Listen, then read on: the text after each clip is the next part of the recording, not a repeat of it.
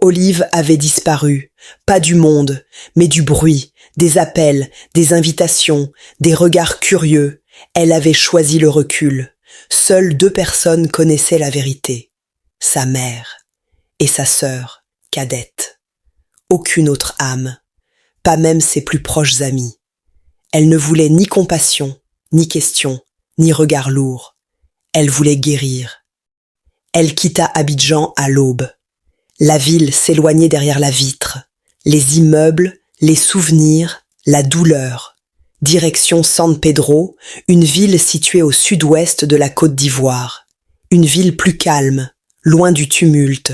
Elle y possédait l'une de ses résidences. Une maison simple, ouverte, sur la mer, battue par le vent. Un endroit pour respirer. Les premiers jours furent silencieux, trop silencieux. Chaque matin, elle se réveillait la main posée sur son ventre. Encore plat, encore secret. Elle avait peur. Puis, elle murmurait doucement. « Je te promets, tu ne manqueras jamais d'amour. » Olive travaillait parfois à distance. Quelques visioconférences, des signatures, des décisions importantes. Mais le reste du temps, elle marchait, face à l'océan. Elle pensait. Elle pleurait parfois. Mais elle se relevait toujours. De temps en temps, sa mère et sa petite sœur venaient lui rendre visite. Leur silence parlait plus que les mots. À mesure que son ventre s'arrondissait, son esprit s'éclaircissait. La femme brisée disparaissait, la mère naissait. Pendant ce temps, à Abidjan, Yannick vivait comme si rien n'était arrivé. Soirée, bar, lumières artificielles, une femme ce soir, une autre le lendemain, des rires forts, des nuits courtes. Il appelait ça la liberté. Les semaines passaient, pas un message, pas un appel. Les affaires fleurissaient, sa compagnie prospérait. Tout semblait aller bien, comme si Olive n'avait jamais existé. Un soir, dans un café, son ami le regarda longuement. « Frère, tu devrais peut-être lui présenter tes excuses. Reprendre sur de nouvelles bases. » Yannick éclata de rire. « Moi ? Lui présenter des excuses ?» Il but une gorgée. « Je ne lui ai rien fait. Elle est partie d'elle-même. » « Mais elle t'aimait ?» Il répondit froidement. « L'amour ne donne pas le droit de me défier. » Son ego parlait plus fort que sa conscience. À des centaines de kilomètres de là. Olive fermait les yeux sur son lit.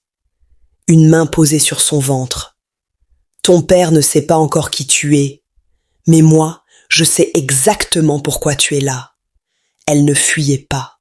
Elle se reconstruisait. La pluie tombait doucement sur San Pedro. Le ciel était lourd, l'air chargé, comme si la ville entière retenait son souffle. Olive se réveilla en sursaut. Une douleur vive traversa son ventre, puis une autre. Elle posa instinctivement la main sur elle. « C'est le moment », murmura-t-elle. Son cœur battait fort, très fort. À l'hôpital, les couloirs étaient blancs, trop blancs. L'odeur du désinfectant, les pas pressés, les voix lointaines. Sa mère tenait sa main, sa sœur, les larmes aux yeux, tentait de sourire. Les contractions s'enchaînaient, la douleur montait, brutale, animale.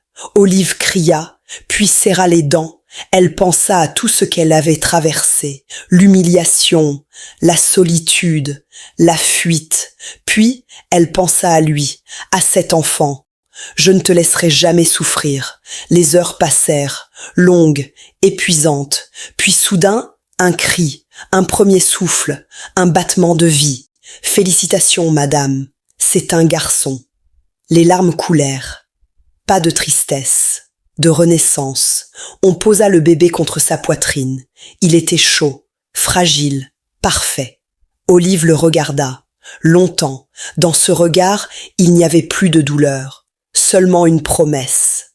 Je serai ton refuge, ton exemple, ta force. À Abidjan, pendant ce temps, Yannick riait encore, une musique forte, des vers levés. Il ne savait rien, il ne sentait rien. La vie venait de lui échapper, sans même qu'il s'en rende compte. À San Pedro, une mère venait de naître. Les jours passèrent. Les nuits furent courtes, mais Olive ne se plaignait jamais. Elle travaillait parfois à distance, le bébé endormi contre elle. Elle apprenait à être deux, à aimer sans condition. Elle donna à son fils un prénom fort, un prénom chargé de sens, un prénom qui porterait son histoire. La pluie s'est arrêtée. Il ne reste plus que le souffle de la mer et celui d'un nouveau-né contre la poitrine de sa mère. La lumière du matin traverse doucement les rideaux. Dans la chambre, le monde semble suspendu. Olive tient son fils dans ses bras. Il est petit, fragile, parfait. Ses doigts minuscules se referment autour des siens. Elle le regarde longtemps, comme si tout ce qu'elle avait perdu avait mené. À cet instant, d'une voix presque tremblante, elle murmure « Avant toi, j'avais oublié comment respirer. Tu es arrivé quand j'étais à terre, quand je doutais de tout, de l'amour et même de moi. Pourtant, sans dire un mot, tu m'as relevé. Je ne voulais pas d'un prénom de colère, ni d'un prénom de douleur, ni d'un prénom trop lourd pour une si petite vie.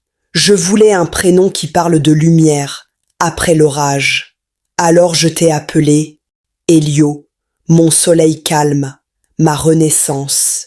Tu ne porteras pas mes peurs, tu ne porteras pas mes blessures, tu porteras seulement ma force.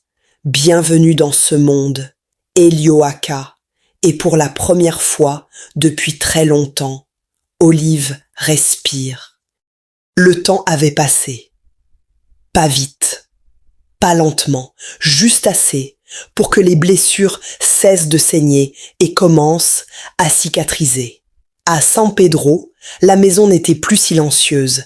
Il y avait désormais les rires d'un bébé, le bruit des pas pressés, le parfum du café, tôt le matin. La petite sœur d'Olive était rentrée définitivement d'Angleterre. Valise posée, diplôme en main, regard déterminé. Elle avait choisi de rentrer pour une seule raison, sa sœur. Tu n'as plus à tout porter seule maintenant. Ces mots-là firent quelque chose dans le cœur d'Olive. Pour la première fois depuis longtemps, elle souffla, vraiment. Elles travaillaient ensemble.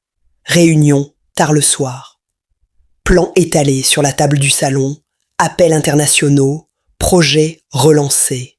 2 femmes, une vision. L'entreprise renaissait elle aussi, plus structurée, plus solide, plus respectée. La famille Aka était désormais au courant. La mère, pilier silencieux. La sœur, bras droit fidèle. Et le père, un homme réservé, peu bavard, mais au regard profond. Lorsqu'il vit son petit-fils, pour la première fois, il ne dit presque rien. Il le prit simplement dans ses bras, longtemps, puis déclara, d'une voix grave, « Cette femme est ma fille, et cet enfant portera notre nom avec honneur, Elio Aka. » La lumière, le soleil. Olive détourna le regard pour cacher ses larmes. Quelques mois après l'accouchement, la décision fut prise. Elle rentrerait à Abidjan.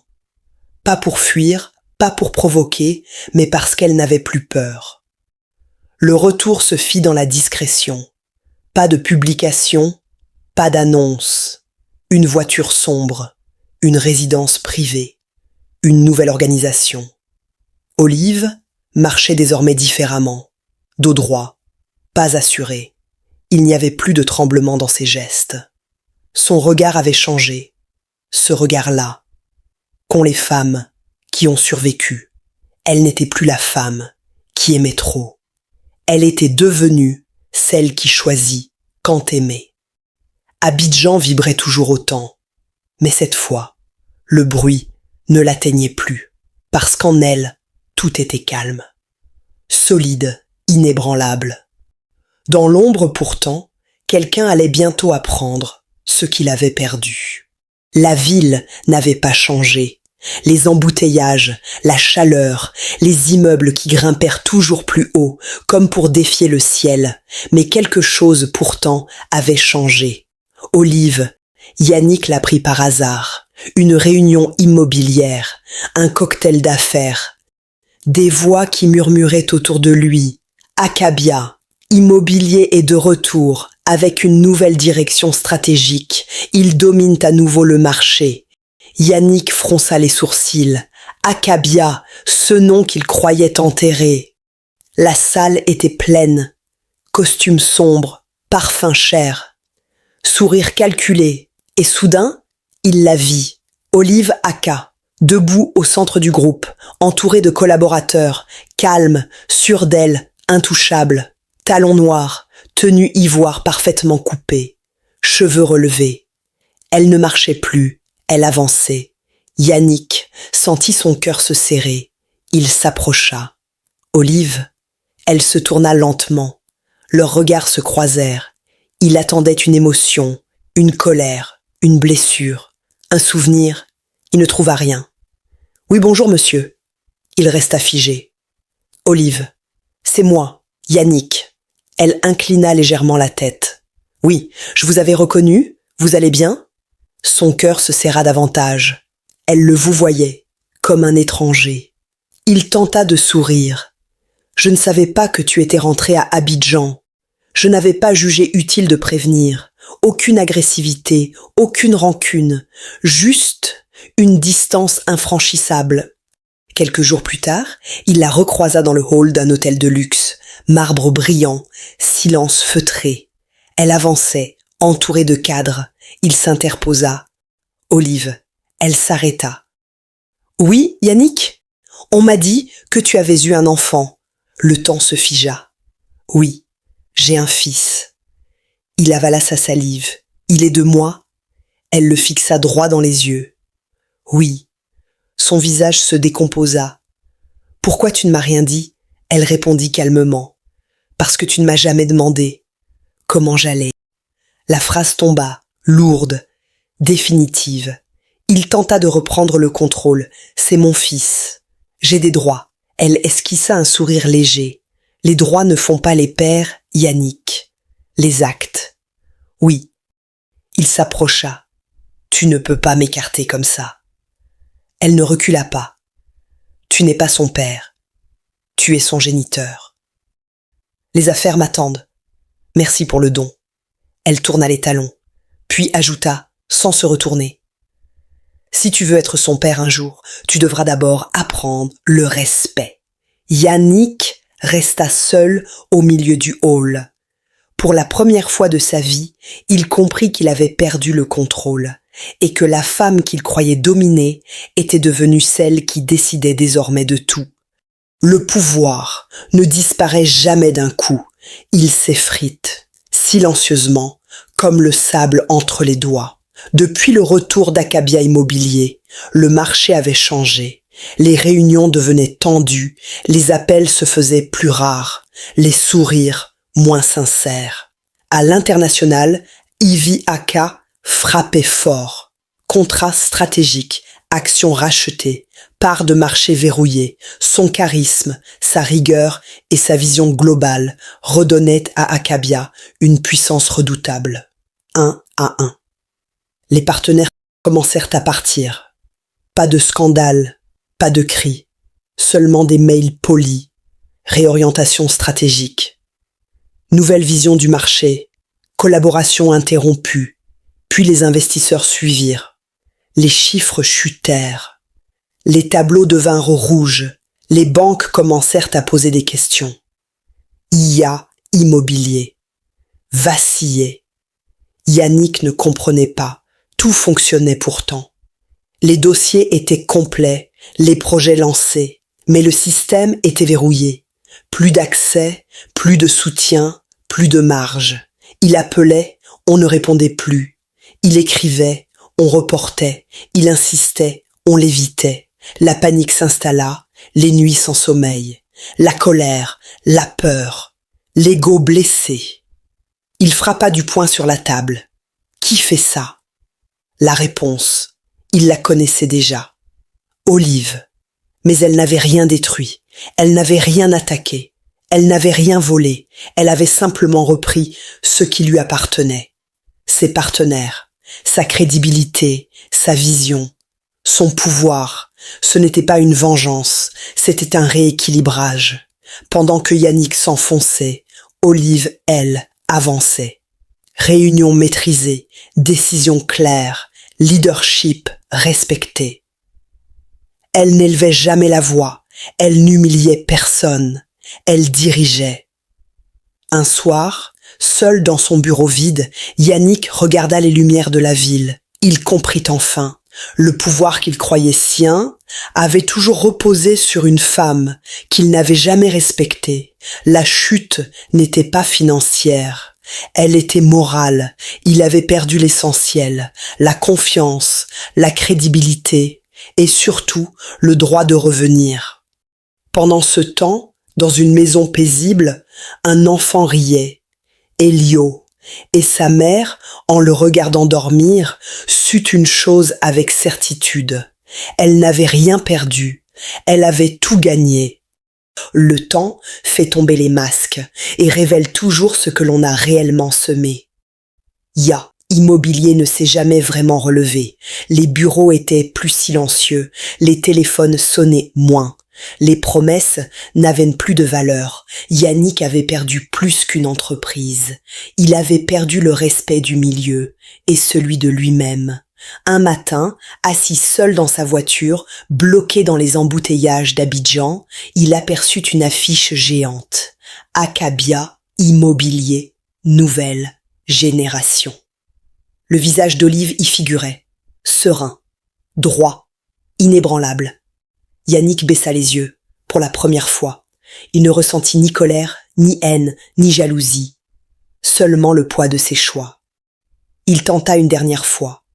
Un message. Simple, sans orgueil, sans menace. Je ne veux rien récupérer, je veux juste m'excuser. Olive lut le message, longtemps. Puis elle posa son téléphone. Elle n'éprouvait plus de colère, plus de tristesse. Seulement une paix profonde. Elle ne répondit pas. Pas par mépris, mais parce que certaines guérisons n'ont pas besoin de dialogue. Quelques années passèrent. Elio grandissait. Curieux, brillant, créatif. Il dessinait des maisons, des ponts, des villes entières. Un jour, il demanda « Maman, pourquoi tu travailles autant ?» Olive sourit. Elle s'accroupit devant lui. Pour que tu n'aies jamais à rester là où on ne te respecte pas. Les années passèrent encore. Elio devint un homme, un entrepreneur reconnu, un visionnaire. Lors d'une interview, on lui demanda « Qui vous a appris la force ?» Il répondit sans hésiter « Ma mère, parce qu'elle m'a appris qu'aimer ne signifie jamais se perdre. » Dans le public, Olive ferma les yeux. Les larmes montèrent. Pas de douleur, de fierté. Elle avait aimé. Elle avait chuté. Elle avait fui. Elle avait souffert. Mais surtout, elle s'était choisie. Parce qu'une femme qui se choisit change le destin de plusieurs générations. Parce qu'à un moment de votre vie, vous aussi, vous avez peut-être aimé trop fort, donné trop, accepté moins que ce que vous valiez. Cette histoire n'est pas seulement celle d'Olive, elle est celle de toutes les personnes qui ont dû se perdre pour apprendre à se choisir. N'oubliez jamais ceci. L'amour ne doit jamais faire mal. Le respect n'est pas une option et partir n'est pas un échec. C'est parfois une renaissance. Si vous êtes encore dans un endroit où vous devez vous rapetisser pour être aimé, ce n'est pas votre place. Choisissez-vous, toujours. Et si vous voulez découvrir d'autres histoires aussi fortes, aussi belles et profondément humaines, abonnez-vous pour ne rien manquer. Celui qui te quitte dans l'ombre te prépare à marcher dans la lumière. À bientôt pour d'autres belles histoires.